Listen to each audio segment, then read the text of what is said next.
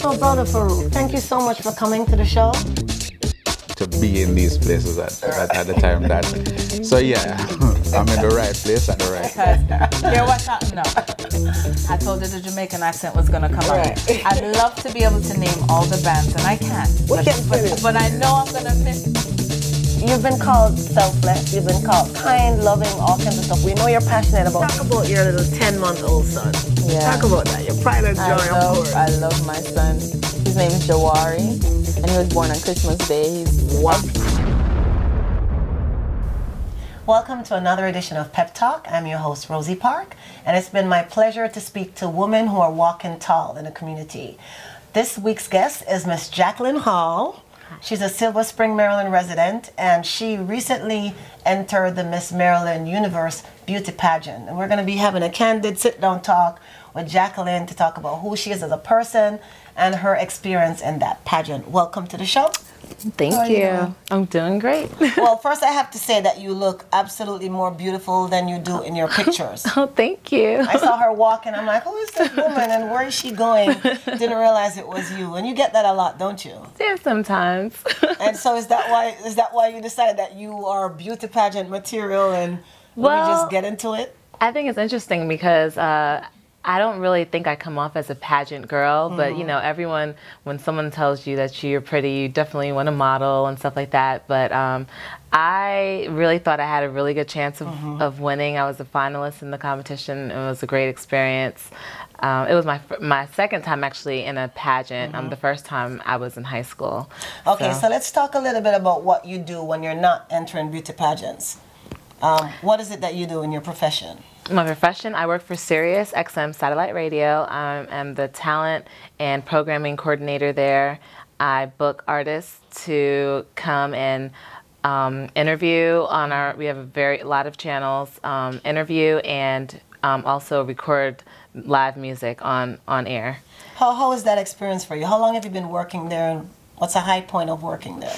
I've been there for 3 years. I was actually there when we were XM, and then we merged with Sirius, and some of my duties changed, and the experience has been amazing. I meet so many different types of people in the entertainment industry and beyond every day. Every day is a new experience, and that's what I most enjoy about it. Tell me about one of the most memorable personalities that you've met since you've been working there. Most memorable personalities. Well, the highest point was just rubbing shoulders with Oprah Winfrey. Wow. I didn't really get to meet her, but I did get to see her. I actually helped put on the event that she was coming to be a part of. It was during inauguration weekend, and it was awesome. I just got to see her, and everyone's like, all right, so what did Oprah say? What did Oprah say? I was like, she asked me to throw away her cup.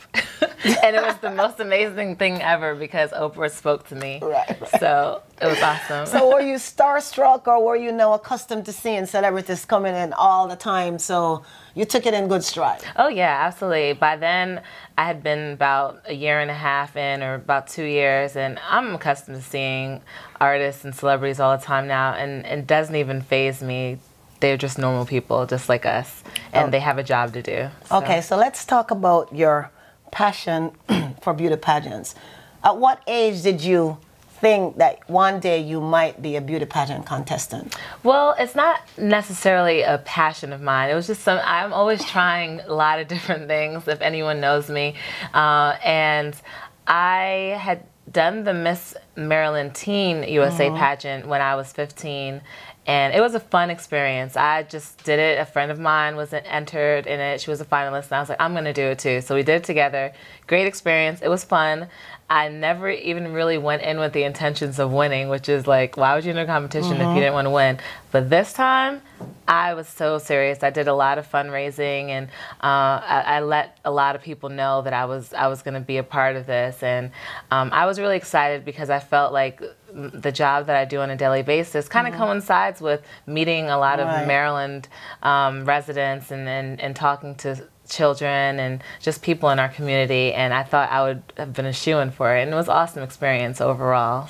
So when did you start preparing for it? You know, going to the gym, trying to get your body conditioned, maybe not like you need any work because you're like, real thin, kind of slim, you know, the way they have them. But I know you had to do some mental as well as physical preparation. Tell us a little bit about that. Well, I definitely made, I'm definitely not one to really watch what I eat or anything, but I definitely drink a lot more water than I normally do, and I made sure not to eat as many sweets. But as far as working out, I mean, even though I am thin, it's good to be in shape and healthy, and I will admit I did not go to the gym one time, but I was confident with my swimsuit body, so, you know, it is what it is. A lot of girls did go through a lot. They did go to the gym, they did train, they went on diets and stuff, but the way that I did prepare was just basically getting to know yourself. That's what it really is if anyone asked you, what's your favorite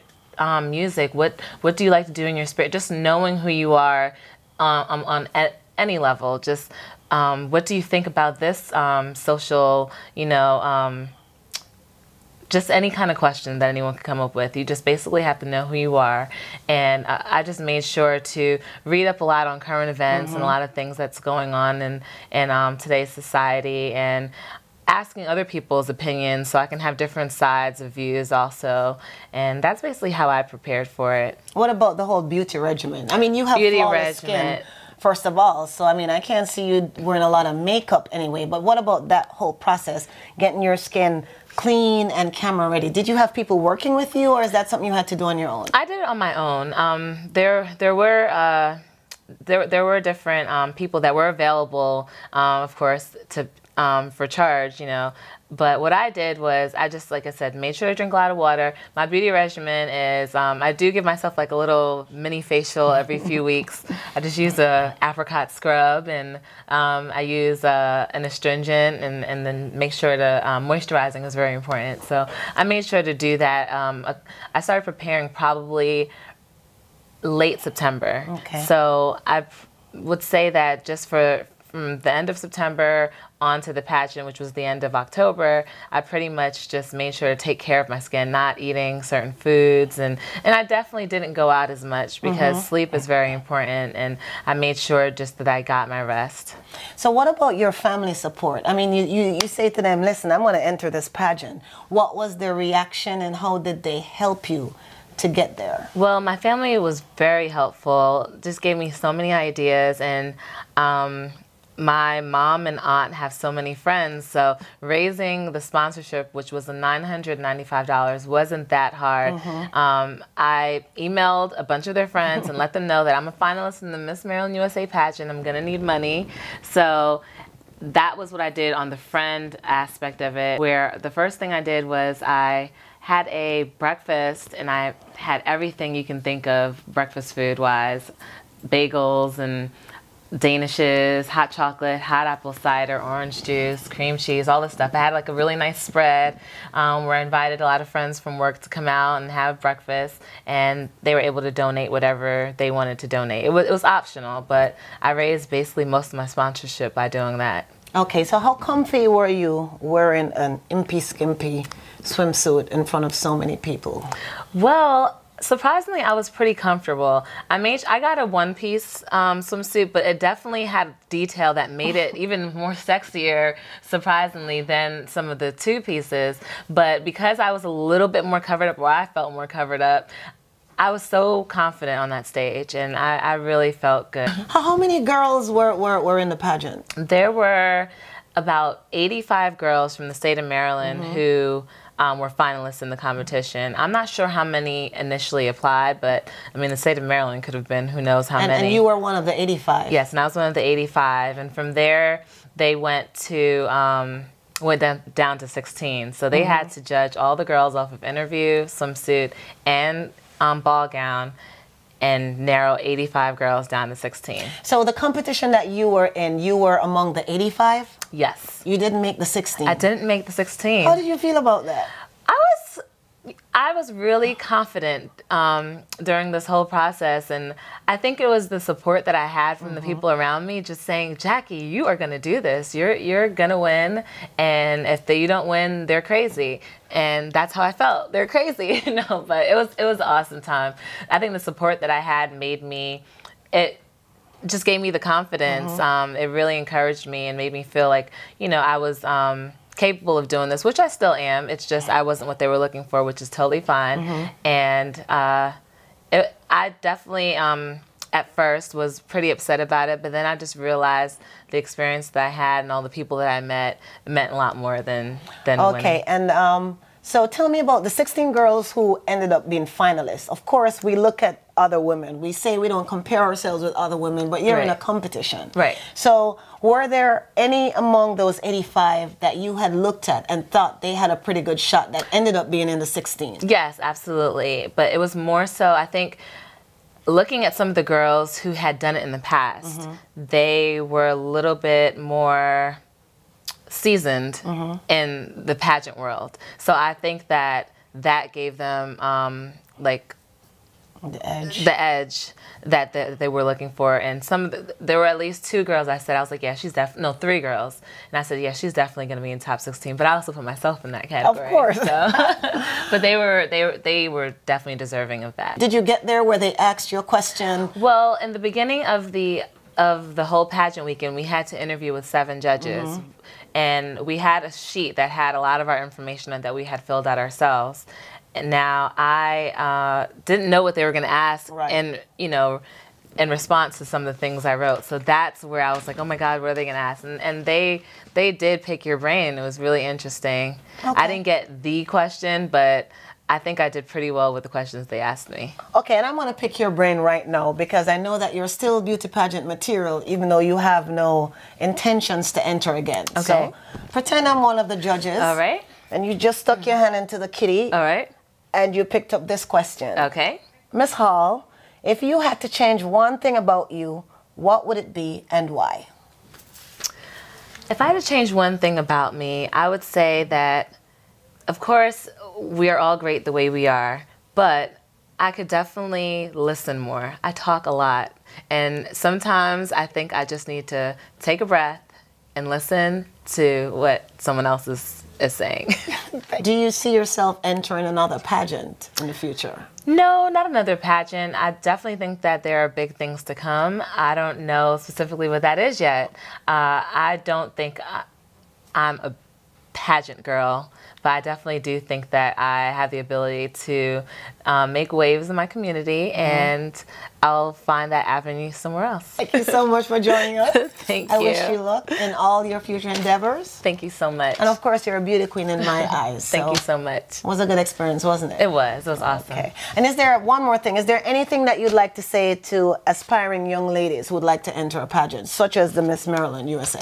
I would tell young ladies to go for it.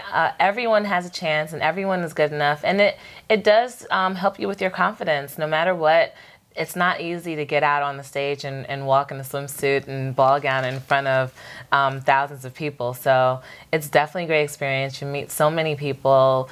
Go in it with the thought of just having fun and, of course, winning. But at the end of the day, it's a great experience. So go for it. Thank you. Thank you. Very good. I love it. Welcome to another edition of Pep Talk. I'm your host, Rosie Peppy Parke, and I have here with me this evening Miss Yasmin Anderson-Smith, image consultant, personal branding strategist, and author.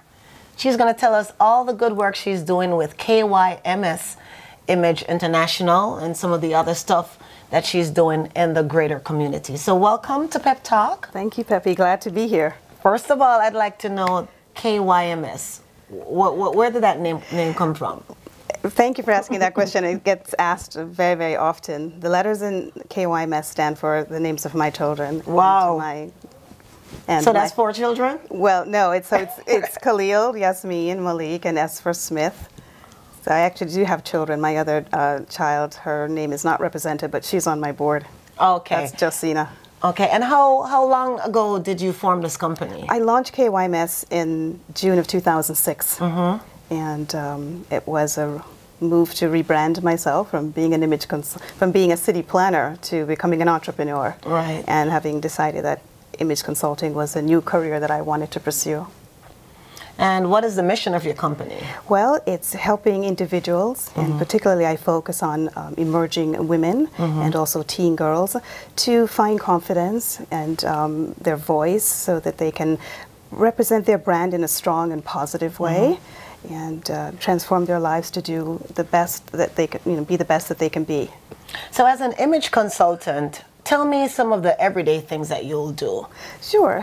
Primarily I'm involved in training and coaching. I also do presentations. So I'll do workshops on the power of image, harnessing the power of your personal brand. I also do business etiquette workshops, protocol, and the big focus of my work also is helping individuals, and again women particularly, to understand the profit in embracing civility in their business and in their personal lives, that it pays to be polite, right? And there are benefits to being embracing civility.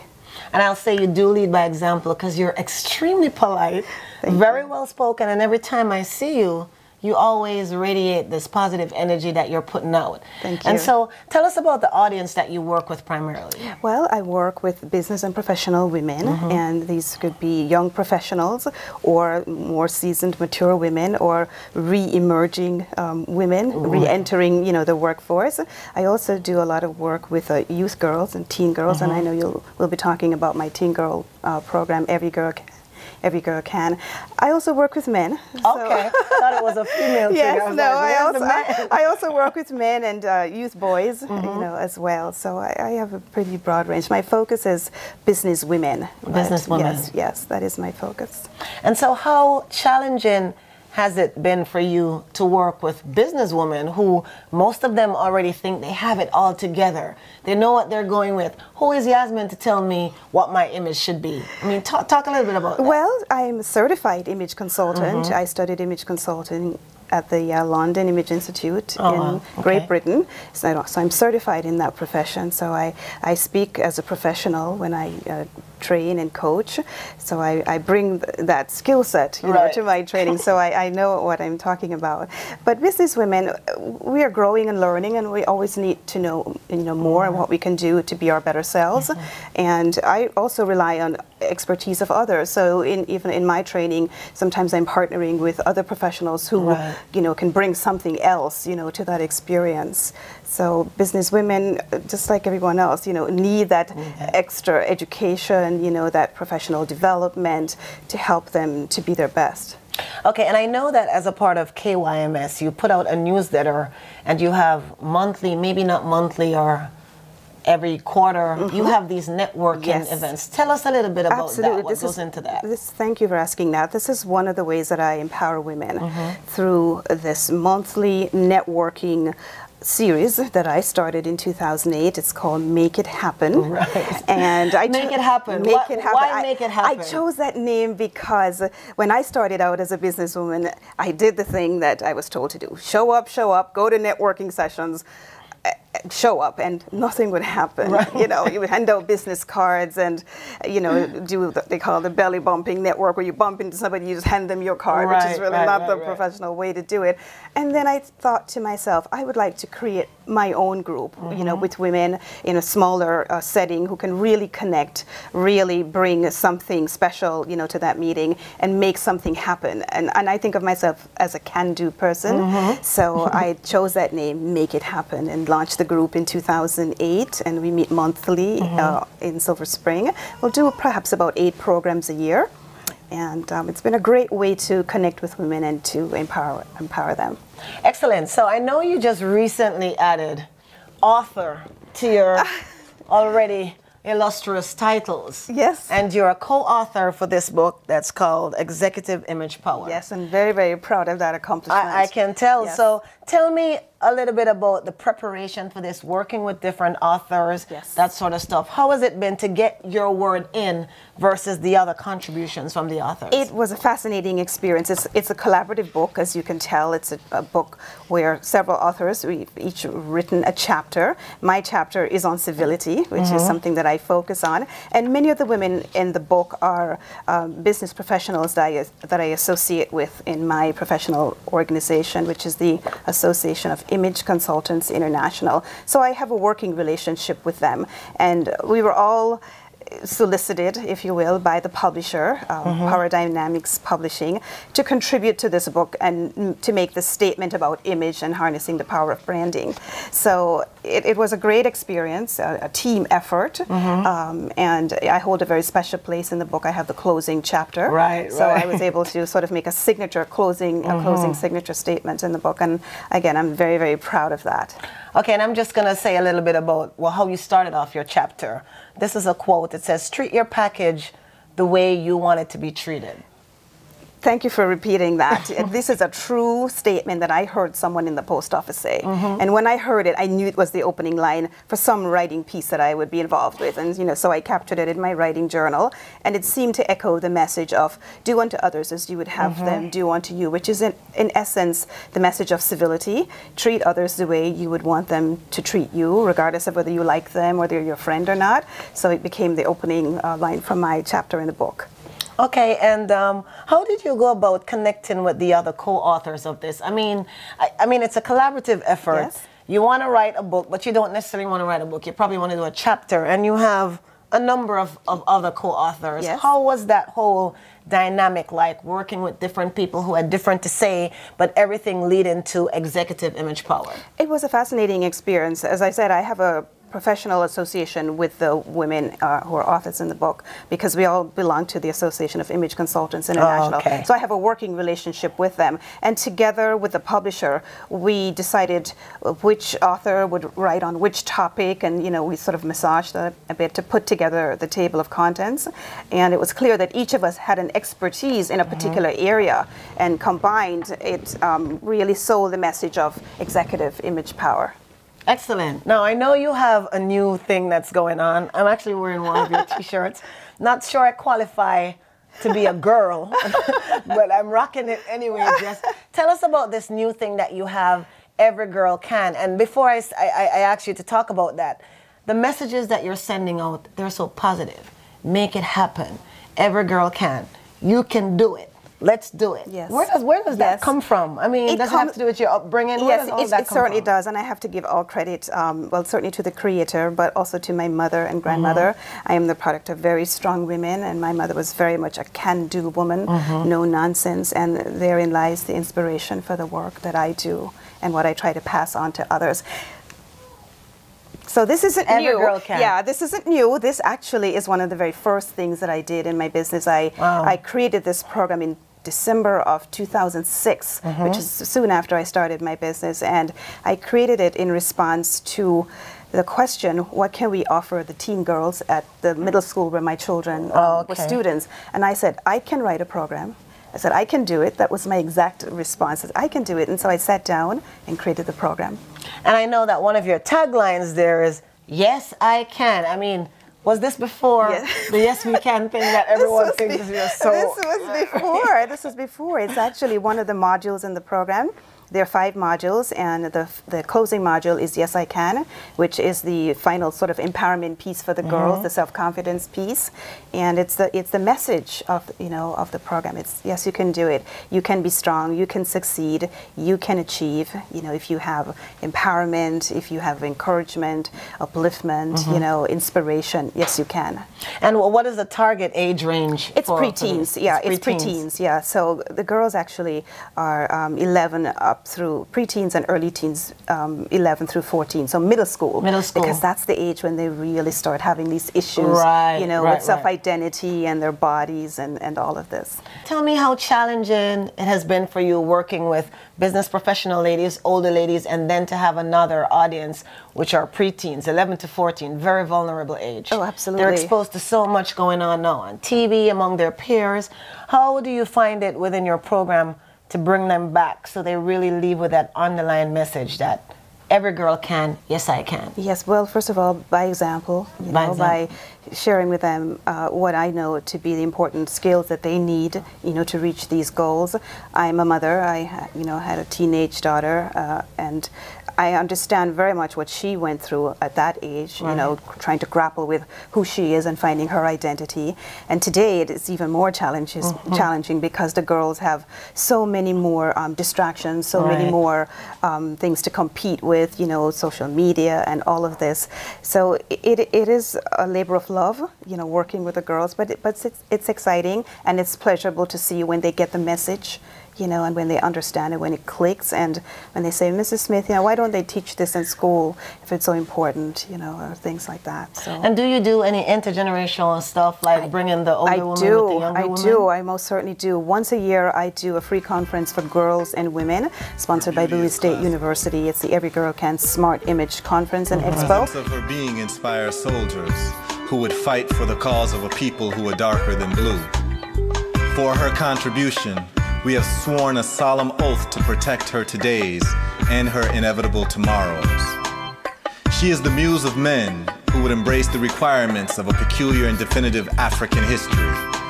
She is the feminine personification of all that is the best of Africa. Her aroma is that of an ancient freshness. Beauty has signed a petition to be referred to from now on as her. Excellent, and there you have it. If there are any young girls out there, 11 to 14, if the parents are watching and you'd like your daughter or cousin or niece or any female that you're connected to be positive and end up saying, yes, I can, alert them to go to everygirlcan.org. It's a nonprofit. It is everygirlcan.org. Let them ask for Yasmin Anderson-Smith. She will steer them on the right path. And I just wanted to say, continue the great work that you're doing in the community. And you are an image consultant because you're radiating that positive thing, and you're so civil. Thank you. So Thank you, Peppy. Thank you. Thank you for having me on your show. Thanks so much. She is the muse of men who would embrace the requirements of a peculiar and definitive African history. She is the feminine personification of all that is the best of Africa. Her aroma is that of an ancient freshness. Beauty